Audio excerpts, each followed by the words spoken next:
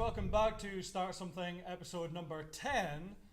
And this week I've got my client, Jon-Paul, or JP, that is to me. Basically this week, Jon-Paul here, he has been with me for quite some time now.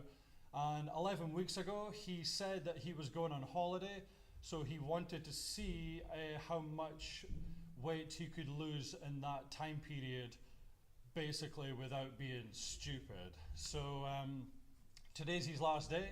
We've just took the photos, some feedback, and I've got to say, I don't know the numbers off by heart, but he has been consistently losing, what is it, roughly? About a kilo and a half. Yeah, so I'll be posting the photos at some point today or tomorrow. It's pretty amazing over the 11 week period.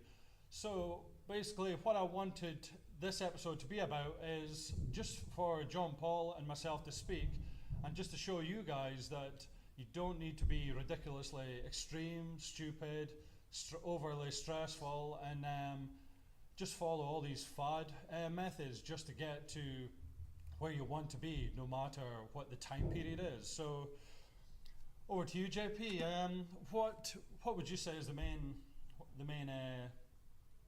points that you've took from the last 11 weeks in terms of like your diet, your training? But just to add in as well, JP's a family man. You know, he's got 2 kids and a partner, so he isn't one of these guys who just sits at home with a Tupperware and looking at muscle mags every 5 minutes. So yeah, what would you say is your main taking points that you've these 11 weeks? I think the diet was reasonably easy. Obviously, the Monday to Wednesday being quite low-ish carbs was probably the hardest part, but once you get used to it, it's pretty easy. And then Thursday to Sunday, you kind of taper back up, and I was certainly able to enjoy myself at the weekends anyway. I still had a beer pretty much every weekend, a couple of glasses of wine, wasn't too overly strict, and I was still consistently losing weight, so it was it was really good. You a couple of weeks ago, you spoke about you had pretty much your worst week, and that wasn't due to calorie restriction. That was pretty much the flip side of it. Totally.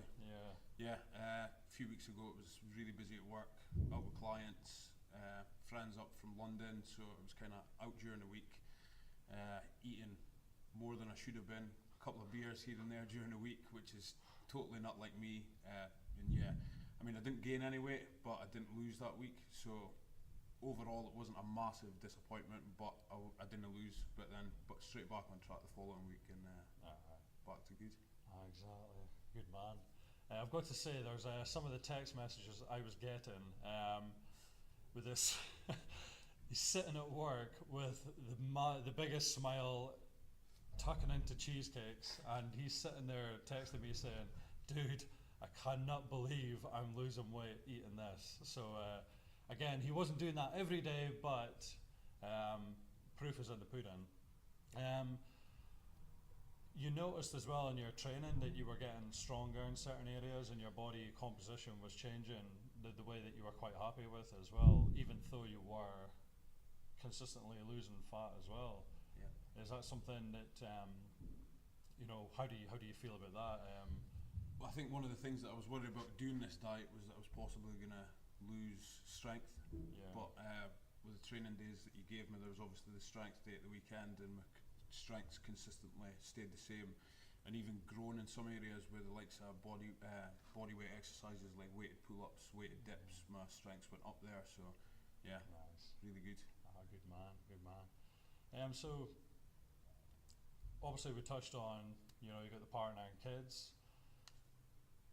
How's your relationship at home and at work and all that? Has there been any, it's quite common that people who die down, they become a nightmare to live around, in terms of like mood swings, fatigue, and lack of focus and stuff like that. Is that anything that you've come across? If so, how regular, or how much has it affected you in your day-to-day? No, thankfully my fiance is quite understanding of me being a pain in the backside when I'm getting a bit grumpy when I'm pretty hungry, but no, it's been good.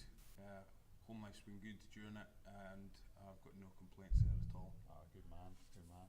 So I take it you've obviously still been able to adapt in terms of like going out for food with the family and stuff like that. So there's not been any, you know, lifestyle choices that you feel like you've had to cut out or anything? Absolutely not at all. During the week, I mean, generally Monday to Friday is really regimented as it is.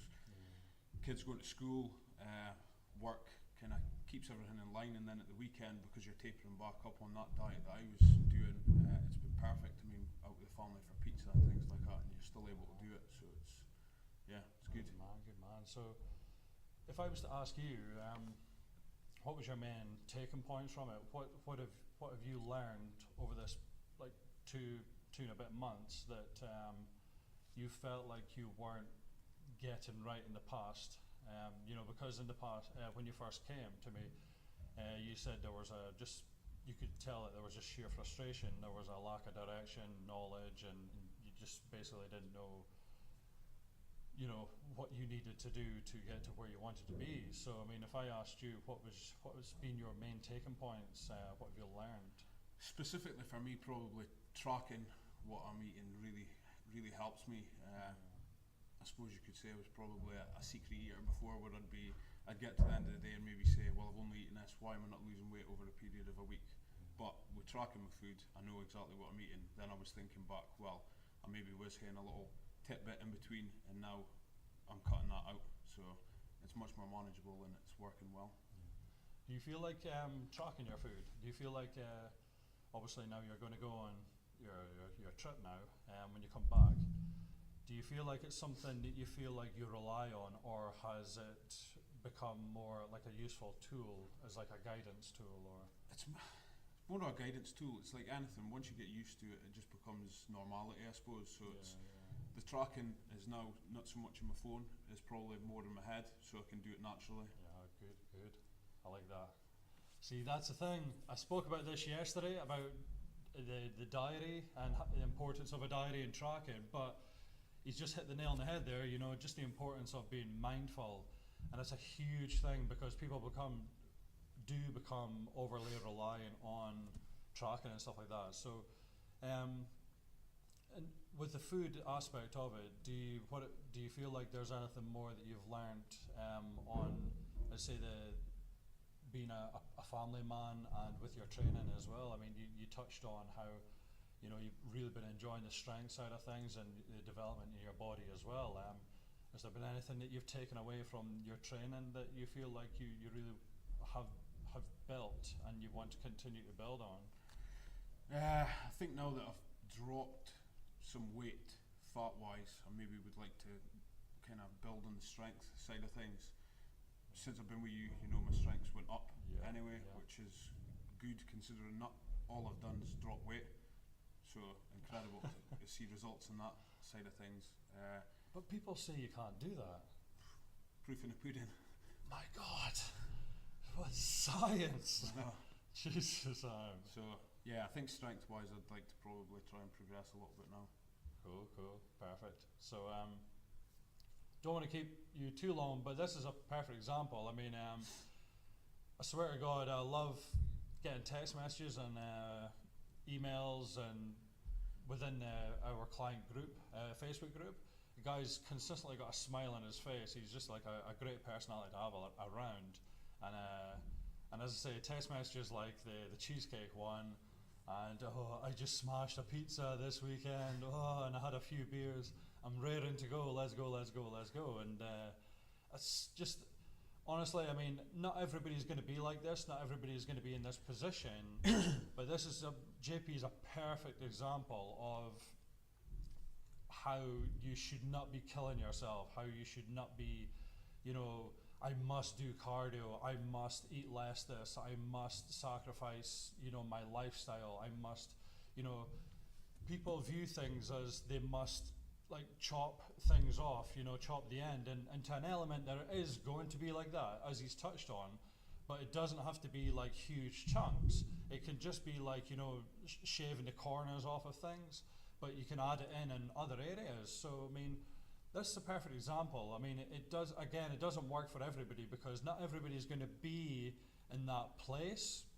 But if you are in that place, you know, it's going to work perfectly for you. But if you're not in that place, then you've got to find a situation, an environment that is going to work for you, a habit development that is going to work for you, a diet routine, training routine, a support routine. So it's something that you've got to develop for yourself. And fortunately for JP, us working together, we've got similar personalities. You know, we like to joke around, and we don't take things too seriously in certain elements, but we do in other elements not. So it's a perfect relationship.